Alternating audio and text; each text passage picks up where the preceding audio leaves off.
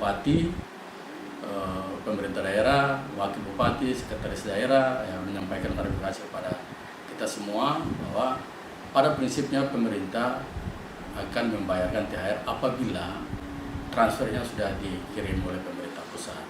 Dan kita bersabar, kita menunggu. Dan komunikasi pun kita sudah bangun kepada sana, kita sudah bertanya, mereka juga dari sana jawab, Bapak dulu bersabar, lagi dalam proses, jadi ya, kita juga bersabar, kita menunggu kondisi yang ada.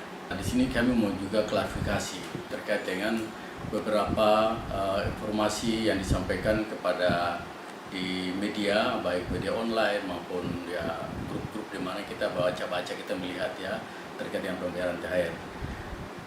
Sebenarnya kami pemerintah daerah itu siap membayar untuk THR itu, namun kami juga keterbatasan dengan anggaran yang tersedia.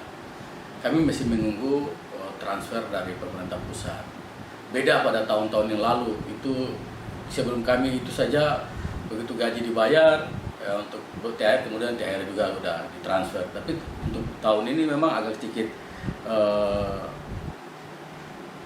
prosesnya agak sedikit panjang. Nah, jadi data-data yang mereka minta untuk kami juga sejak tanggal 5 ada surat dari Kementerian Keuangan terkait untuk pembayaran THR. Data yang diminta juga kami sudah masukkan, kami sudah kirim semua data-data yang diminta. Namun ya prosesnya di pusatnya yang masih lama. Nah, kami juga menunggu, kami lagi menunggu.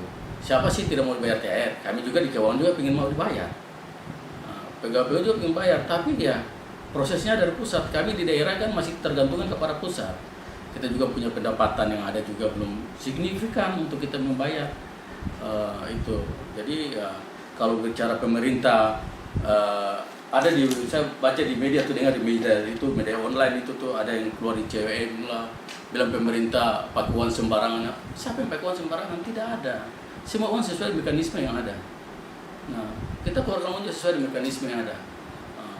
Memang untuk sekarang saat ini memang agak sedikit ya prosesnya itu sudah agak berbeda kayak yang dulu ya, makin hari ke depan keuangan di pusat semakin ketat untuk kita harus bersifat kinerja harus mereka bisa mentransfer ya, kita setiap bulan saja harus membuat laporan, semua laporan harus kita kirim untuk mendapatkan uang berikutnya lagi, dan ini kita sudah lakukan. Nah, cuma kita masih nunggu. Nah, kita juga sudah komunikasi dengan Kementerian Keuangan sana. Mereka bilang bersabar. Ya, ini bukan terjadi di Sorong Selatan. Banyak daerah juga yang terjadi seperti kita.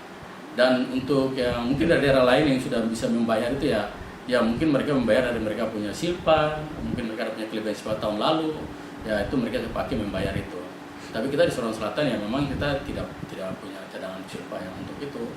Sehingga ya kita tetap masih menunggu kepada pemerintah pusat. Kita berharap dalam beberapa waktu ke depan ini sudah bisa terrealisasi transfernya sehingga kita bisa membayarkan kepada pegawai-pegawai ASN yang di Sorong Selatan punya THR. Itu harapan kami. Jadi kami mohon kesabaran saja, pengertian kepada Bapak Ibu ASN yang ada, terus terutama para orang-orang yang di luar yang tidak mengerti mekanisme yang ada yang sekarang terjadi. Jangan memprovokasi ya.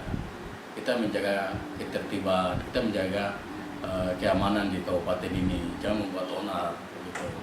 Nah, kita berharap kabupaten ini tenang, investasi dan sebagainya ekonomi bisa bergerak dengan baik ya, seperti itu. Jadi saya kira itu yang dapat saya sampaikan untuk mengklarifikasi hal-hal yang terjadi di mana terjadi beberapa waktu ini ya. Saya kira harus berimbang lah ya, tuh kita mau naikkan sesuatu ya kita bertanya juga kepada sumber yang itu kan apakah benar. Jangan kita hanya mendengar sepihak saja. Nah, kalau mendengar sepihak ya memang seperti begini kondisinya. Itu sama ada yang memprovokasi. Tapi kalau kita sebagai media yang baik, kita harus bertanya kepada pihak di sebelah apakah benar. Sehingga muatan yang mau disampaikan itu bisa berimbang. Jadi tidak sepihak saja. Saya kira seperti begitu.